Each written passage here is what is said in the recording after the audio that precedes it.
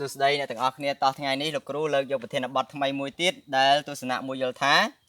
ក្នុងអក្សរសិល្ប៍ខេមរនិយមទីកន្លែងនៃរឿងច្រើនប្រព្រឹត្តទៅនៅក្នុងសង្គមជាក់ស្ដែងចូលបង្ហាញដោយលើកយកឧទាហរណ៍មកបញ្ជាក់មុននឹងចាប់ផ្ដើមធ្វើលំនាំបញ្ហានៃប្រធានបទនេះបាទអញ្ចឹងយើងមើលអត្ថន័យរបស់ប្រធានសិនថាតើគេចង់និយាយពីអីបាទក្នុងប្រធានបទមួយនេះគេចង់និយាយអំពីអក្សរសិល្ប៍ខេមរនិយមបាទអក្សរសិល្ប៍ខេមរនិយមជាស្នាដៃដែលបង្ហាញពីជីវភាពរស់នៅរបស់មនុស្សខ្មែរយើងក្នុងសម័យកាលណាមួយហើយចំណែកឯទីកន្លែងនៃរឿងនេះគឺសំដៅទៅដល់ទីតាំងភូមិសាស្ត្រដែលដំណើររឿងបានកើតឡើងអញ្ចឹងហើយនៅក្នុងអត្ថន័យប្រធានមួយនេះគេចង់និយាយថាអត្ថបទរឿងដែលបានឆ្លុះបញ្ចាំងពីជីវភាពរស់នៅរបស់ប្រជាជនខ្មែរយើងគឺទីតាំងភូមិសាស្ត្រនៃដំណើររឿងប្រព្រឹត្តទៅហ្នឹងគឺច្រើនតែកើតឡើងនៅក្នុងសង្គមខ្មែរយើងពិតតែម្ដងគេឲ្យយើងចូលបង្ហាញលើកយកឧទាហរណ៍មកបញ្ជាក់អញ្ចឹងឧទាហរណ៍មកបញ្ជាក់ហ្នឹងដូចប្រធានបទមុនដែរអញ្ចឹងជាប្រភេទប្រធានបទដែលដាក់ឧទាហរណ៍មកទូលាយប៉ុន្តែប្រធានបទយើងគឺលើកយកត្រឹមតែអក្សរសិល្ប៍ខេមរនិយមតែប៉ុណ្ណោះដូច្នេះហើយយើងអាចមានសិទ្ធិក្នុងការលើកយករឿងប្រជាប្រិយក៏បានរឿងទំនើបក៏បានមានន័យថារឿងដែលមានអ្នកនិពន្ធមានការកំណត់តែងត្រឹមត្រូវដកចេញនៅប្រភេទបែបព្រាហ្មណ៍និយមចលនាព្រាហ្មណ៍និយមនិងពុទ្ធនិយមមិនយកមកនិយាយទេបាទអញ្ចឹងអក្សរសិល្ប៍ប្រជាប្រិយក៏យកមកបានអារឿងទំនើបប្រឡោមលោកហ្នឹងក៏បានដែរឲ្យតែចាត់ទុកថាជាអក្សរសិល្ប៍ខេមរនិយមហើយអញ្ចឹងយើងចាប់ផ្ដើមធ្វើលំនាំបញ្ហាមួយសិនណាបាទគ្រូធ្វើលំនាំឲ្យបន្តិចបន្តួចដែរបាទសម្រាប់ធ្វើហើយលោកអត់ចេះផ្ដើមអីហើយបើចេះក៏ចេះចុះអញ្ចឹងជាទូទៅស្នាដៃអក្សរសិល្ប៍ខ្មែរយើងបានបែងចែកចេញជាប្រភេទនិងចលនាផ្សេងពីគ្នាហើយអក្សរសិល្ប៍ទាំងនោះគឺមានលក្ខណៈពិសេសសម្រាប់ខ្លួនឯងរៀងៗខ្លួនក្នុងនោះដែរអក្សរសិល្ប៍ខេមរនិយមជាស្នាដៃដ៏វិសេសវិសាលមួយត្រូវបានប្រជាជនខ្មែរយើងយកចិត្តទុកដាក់ស្រឡាញ់និងចូលចិត្តអានកម្សាន្តដោយសារតែស្នាដៃមួយនេះបានបញ្ចូលនៅទិដ្ឋភាពជាច្រើនតាំងពីប្រពៃណីទំនៀមទម្លាប់ការរស់នៅនិងទីកន្លែងរបស់មនុស្សខ្មែរធ្លាប់បានរស់នៅកន្លងមកតាំងពីបុរាណកាលមកម្លេះបាទខណ្ឌអាស្រ័យហេតុដូចនេះហើយទើបគេយល់ថាពេលដែលយល់ថាហើយយើងចូលប្រធានបទហ្នឹងមកបាទចេះហើយចូលប្រធានបទហ្នឹងមកខណ្ឌបន្ទាប់ពីដាក់ប្រធានបទហ្នឹងចូលហើយយើងចូលដល់ដំណាក់កាលថ្មីមួយទៀតគឺការធ្វើចំណោទបញ្ហាអញ្ចឹងគ្រាន់តែមើលពេលបង្កប់មួយនេះយើងដឹងបានហើយចូលបង្ហាញគេឲ្យយើងធ្វើការពន្យល់អញ្ចឹងយើងចោតបែបប្រធានពន្យល់មកហើយចោតសួរថាតើទស្សនៈខាងលើនេះមានអត្ថន័យយ៉ាងដូចម្ដេចខ្លះបាទអញ្ចឹងក៏បានដែរឬអាចចោតយកប្រធានចោតសួរក៏បានមតិប្រធានហ្នឹងយើងអាចចោតសួរក៏បានដែរអញ្ចឹងបន្ទាប់ពីហ្នឹងមកយើងឃ្លាភ្ជាប់អីធម្មតាចូលដល់ពន្យល់ពាក្យបាទអញ្ចឹងពន្យល់ពាក្យយើងពន្យល់រួមពន្យល់ពាក្យពន្យល់រួមណាអត់ពន្យល់បែកគ្នាទេអក្សរសិល្ប៍ផ្សេងខេមរនិយមអីផ្សេងអត់ទេមិនបាច់ទេមិនបាច់ចឹងទេដោយសារតែអក្សរសិល្ប៍ខេមរនិយមជាបញ្ញត្តិមួយដែលសម្គាល់ទៅដល់អក្សរសិល្ប៍មួយប្រភេទដែលខុសពីព្រាហ្មណ៍និយមហើយក៏ខុសពីពុទ្ធនិយមដែរអញ្ចឹងអត្ថន័យរបស់វាយើងពន្យល់រួមមកដាក់ថាអក្សរសិល្ប៍ខេមរនិយមសំដៅលើស្នាដៃទាំងឡាយណា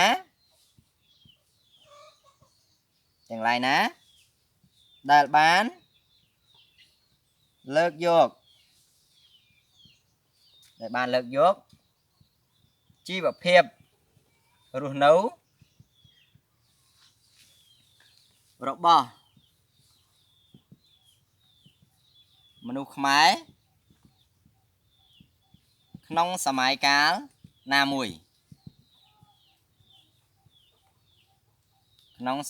ណាមួយបាទអញ្ចឹងពាក្យកន្លឹះវាបញ្យល់ហ្នឹងមកបាទហើយចំណែកឯទីកន្លែងនៃរឿងនេះបាទទីកន្លែងនៃរឿងខ្ញុំបញ្យល់មកនេះមកបាទចង្អៀតបន្តិចហើយទីកន្លែងនៃរឿងសំដៅដល់ទីតាំងភូមិសាស្ត្រ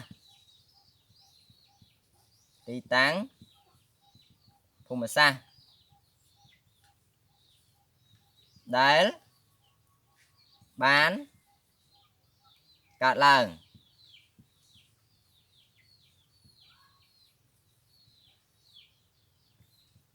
ឬ ប្រព្រឹត្តទៅនៃដំណើររឿង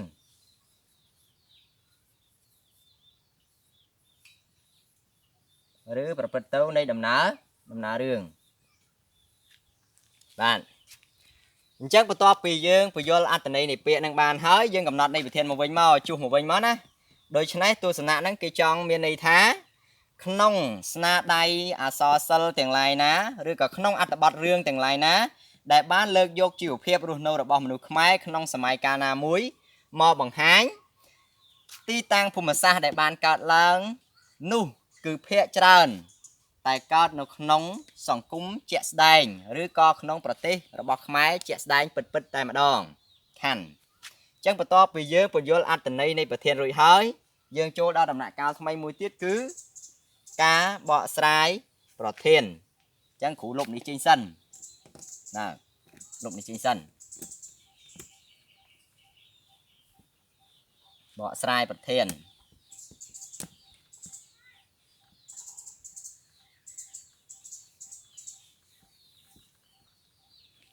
បកស្រាយប្រធានពិតមែនហើយ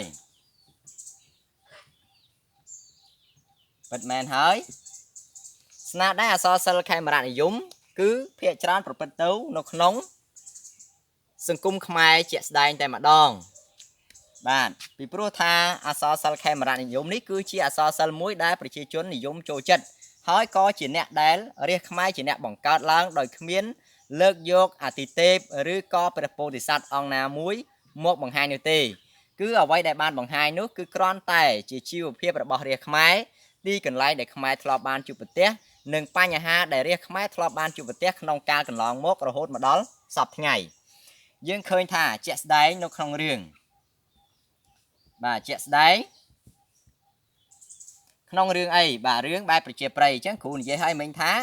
អាចលើកបានទិដ្ឋភាពពីរគឺប្រជាប្រិយក៏បានប្រឡោមលោកក៏បានដែរអញ្ចឹងគ្រូលើកប្រជាប្រិយសិនបាទរឿងប្រជាប្រិយសិនជាក់ស្ដែងរឿងប្រជាប្រិយអញបាត់រឿងទៅហើយបាទអញ្ចឹងដាក់នេះចុះបាទរឿងប្រជាប្រិយជាក់ស្ដែងរឿងប្រជាប្រិយអញ្ចឹងរឿងប្រជាប្រិយយើងមើលថាតើរឿងណាខ្លះដែលបានបង្ហាញអំពីទីតាំងភូមិសាស្ត្ររបស់ស្រុកខ្មែរឬក៏សង្គមខ្មែរយើងអញ្ចឹងជាក់ស្ដែងនៅក្នុងរឿងឬក៏តួយ៉ាងនៅក្នុងរឿងភ្នំប្រុសភ្នំស្រីបាទភ្នំប្រុសភ្នំស្រីគឺអ្នកនិពន្ធគាត់បានលើកបង្ហាញអំពីការប្រកួតប្រជែងគ្នាដោយសារតែកាលកន្លងមកធ្លាប់តែស្រីដណ្ដឹងប្រុសអញ្ចឹងហើយស្រីណាដែលមានរូបអាក្រក់ប្រុសអត់យកទេអញ្ចឹងក៏ស្រីគេចង់ធ្វើការផ្លាស់ប្ដូរវិញឲ្យប្រុសមកដណ្ដឹងគេម្ដងអញ្ចឹងហើយក៏បានធ្វើលក្ខខណ្ឌគ្នាថាធ្វើការភ្នាល់ដោយការលើកដីដល់ផ្កាយព្រឹករះបើសិនជាភ្នំអ្នកណាបានខ្ពស់ជាងភ្នំនោះអ្នកនោះនឹងត្រូវឈ្នះបាទអញ្ចឹងហើយឃើញថាការកំណត់នោះពួកស្រីបានព្យាយាមឲ្យបានប្រើល្បិចកលខ្លះដែរជាប្រាជ្ញារបស់គាត់ដែលបន្លំធ្វើជាផ្កាយព្រឹករះឲ្យប្រុសដេកអស់គាត់ក៏នាំគ្នាសែងដីនឹងធ្វើភ្នំបានខ្ពស់ជាងបាទពួកប្រុសអញ្ចឹងហើយស្រីក៏ឈ្នះរហូតដល់សប្តាហ៍ថ្ងៃប្រុសទៅដណ្ដឹងស្រីវិញម្ដងអញ្ចឹងនៅសល់សំណល់នៃរឿងនិទាននឹងហើយបានបន្សល់ទុកភ្នំប្រុសនិងភ្នំស្រីដែលស្ថិតនៅក្នុងស្រុកខ្មែរយើងដល់សប្តាហ៍ថ្ងៃគឺនៅក្នុងខេត្តកំពង់ចាម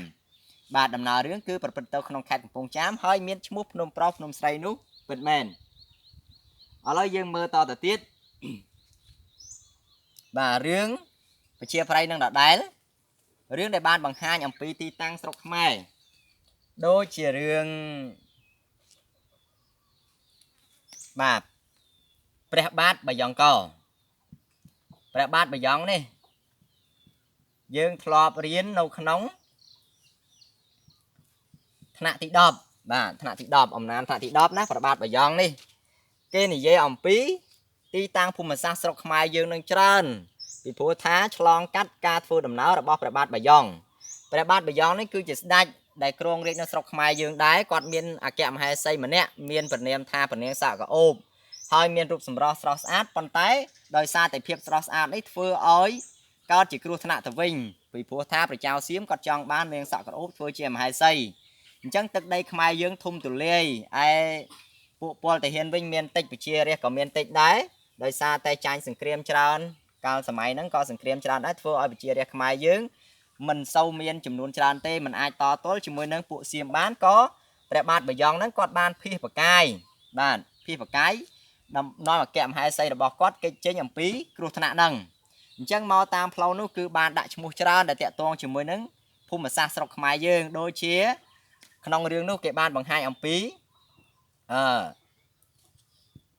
ភូមិសន្លងឬក៏សន្លងឬក៏សែនលងកាលពីមុនឡូវគេហៅថាคล้ายមកទីជាភូមិសន្លងហើយបាទកាលពីដើមហៅថាសែនលងដោយសារតែនៅទីនោះបាទព្រះបាទបយ៉ងគាត់បានបន់ស្រន់ទៅដល់វត្ថុស័ក្តិសិទ្ធិឲ្យជួយថាឲ្យពួកហ្នឹងឲ្យពួកខ្មាំងសត្រូវសៀមហ្នឹងមកតាមឲ្យជ្រោះផ្លូវគ្នាហើយឲ្យជួបជាមួយនឹងព្យុះលិចលងអស់ទៅដល់កន្លែងហ្នឹងសត្រូវក៏លិចលងអញ្ចឹងមែនក៏ហៅថាភូមិសែនលងប៉ុន្តែរហូតមកដល់សពថ្ងៃនេះគេហៅថាភូមិសន្លងហើយមានភ្នំមួយហៅថាភ្នំសន្លងផងសពថ្ងៃណាបាទភូមិសែនលងហើយមានអីទៀតមានកន្លែងដូចជាភ្នំរន្ទះបាទភ្នំរន្ទះហ្នឹងគឺជាកន្លែងដែលព្រះបាទបយ៉ងគាត់ចូលចតទូករបស់គាត់ថានឹងសម្រាប់ស្នាក់អាស្រ័យជាបណ្ដោះអាសន្នប៉ុន្តែគ្រាន់តែឡើងចេញពីសំពៅនោះក៏ត្រូវរន្ទះហ្នឹងបាញ់ខ្ទេចខ្ទីនៅសំពៅរបស់គាត់អស់ទៅក៏ហៅកើតទីនោះហៅថាជាភ្នំរន្ទះជាដើមបាទអញ្ចឹងឃើញថាបានភ្ជាប់ជាមួយនឹងទីកន្លែងស្រុកខ្មែរយើងហើយនឹងមួយទៀតគឺភ្នំហៅថាភ្នំបយ៉ងរហូតមកដល់សពថ្ងៃដែលស្ថិតនៅក្នុងខេត្តតាកែវបាទចិត្តតំបន់មួយហៅថាស្រុកគិរីវង្សបាទសពថ្ងៃនៅស្រុកគិរីវង្សហៅថាភ្នំបយ៉ងផងពីព្រោះថានៅពេលដែលព្រះអង្គបានទៅដល់ភ្នំនោះគាត់បានរៀបចំនៅព្រះពន្លាហើយស្នាក់អាស្រ័យនៅទីហ្នឹងក៏ហៅឈ្មោះថាជាភ្នំបយ៉ងរហូតមកដល់សប្តាហ៍ថ្ងៃនេះអញ្ចឹងគឺសុទ្ធតែបានផ្សារភ្ជាប់ជាមួយនឹងទិដ្ឋភាពស្រុកខ្មែរយើងដែលមានការផ្លាស់ប្ដូរខ្លះគ្រាន់តែជាការคลายនៅសូរសម្លេងនៃការអានប៉ុន្តែក៏នៅតែបានដិតដាមជាប់នៅស្រុកខ្មែរយើងជានិច្ចឡូវគ្រូលើកយករឿងពីរហ្នឹងចុះហើយចំណែកឯបន្តមកទៀតចំណែកឯរឿងបែបប្រឡំលោកវិញឬក៏រឿងបែបទំនើបបាទចំណែករឿងបែបទំនើបវិញក៏ឃើញបាទទំនើបឬក៏អាចហៅថាជាប្រភេទប្រឡំលោកដូចជារឿងទុំទាវបានបង្ហាញអំពីទីតាំងស្រុកខ្មែរយ៉ាងម៉េចខ្លះបាទបានបង្ហាញអំពីទីតាំងគឺដូចជាផ្ទះរបស់ទុំនៅឯណាបាទផ្ទះទុំនៅណាទៅផ្ទះទុំនៅបាទភ្នំហើយចំណែកឯផ្ទះទាវផ្ទះម្ដាយទាវនៅត្បូងឃ្មុំណានៅត្បូងឃ្មុំហើយនៅណាទៀតរាជវាំងលង្វែក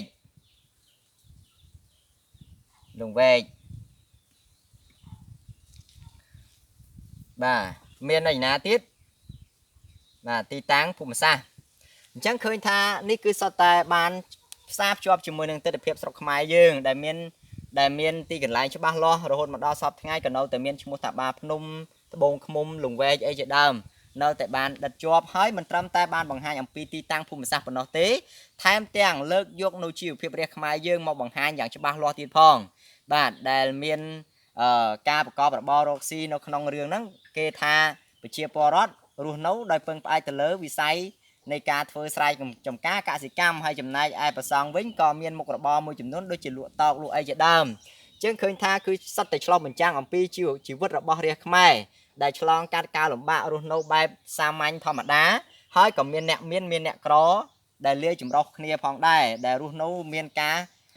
បែងចែកនៅវណ្ណៈការរើសអើងអីផ្សេងអ្នកមានអ្នកក្របាទសេចក្តីស្នេហាដែលជួបប្រទះជាមួយនឹងការបំបែកបំបាក់ដោយសារតែភាពក្រីក្រអីជាដើមជាក់ស្ដែងដូចជាទុំនឹងទាវអញ្ចឹងឃើញថាការផ្សារភ្ជាប់នេះបានបង្ហាញយ៉ាងច្បាស់លាស់ណាស់ឥឡូវយើងលើកយករឿងមួយទៀតដូចជារឿងការស្រពោនបាទការស្រពោននេះដែលជាស្នាដៃរបស់លោកនូហាចណាបាទនូហាចការស្រពោនក៏បានលើកយកអំពីទីតាំងភូមិសាស្ត្ររបស់ស្រុកខ្មែរយើងច្រើនដែរបាទការស្រពោនបាទការស្រពោននេះគឺបានឆ្លុះបញ្ចាំងឲ្យឃើញថាខ្មែរយើងនៅពេលនោះមានការប្រកបរបររកស៊ីមានអ្នកខ្លះធ្វើឈ្មួញអ្នកខ្លះទៀតក៏រកស៊ីបែបជាកសិករធ្វើស្រែចម្ការទៅដើមហើយក៏មានអ្នកខ្លះដែលមានគ្រួសាររស់នៅជួបជុំអ្នកខ្លះក៏ជាស្រីមួយម៉ាយពោះម៉ាយជាដើម នៅពេលនេះគេបានបង្ហាញឲ្យឃើញអំពីអាជីវកម្មរបស់លោកច័ក្រប៊ុនថនបាទច័ក្រប៊ុនថននេះគឺជាឪពុករបស់ប៊ុនធឿនដែលគាត់មានរបរមួយគឺជាអ្នកជួញស្រូវនៅទីនេះគេបានបង្ហាញឲ្យឃើញអំពីការបង្ហាញទីតាំងភូមិសាស្ត្រមួយដែលច័ក្រប៊ុនថនគាត់ធ្វើដំណើរក្នុងការយកស្រូវយកទៅលក់នោះគឺធ្វើដំណើរតាមផ្លូវទឹកអញ្ចឹងផ្លូវទឹកនៅឯណាគឺទន្លេសាបបាទអញ្ចឹងទន្លេសាបហ្នឹងគឺជាទីតាំងនៅក្នុងស្រុកខ្មែរយើងរហូតដល់សពថ្ងៃអ្នកណាក៏ស្គាល់ទន្លេសាបដែរដែលជាគេចាត់ទុកថាជាសមុទ្រទឹកសាបមួយនៅក្នុងប្រទេសខ្មែរយើងដែលគ្មានប្រទេសណាមួយមានទេបាទមានតែខ្មែរយើងទេមានសមុទ្រទឹកសាបនោះគឺបឹងទន្លេសាបនឹងឯងដោយសារធំពេកអ្នកខ្លះក៏ហៅដល់ថាសមុទ្រទឹកសាបផងបាទអញ្ចឹងទន្លេសាបហើយនៅឯណាទៀតបាទមាននៅភ្នំសំពៅបាទភ្នំសំពៅដំណើររឿងបានប្រព្រឹត្តទៅនៅភ្នំសំពៅនេះគឺជាទីកន្លែងដែលលោកគ្រូអានគាត់នៅ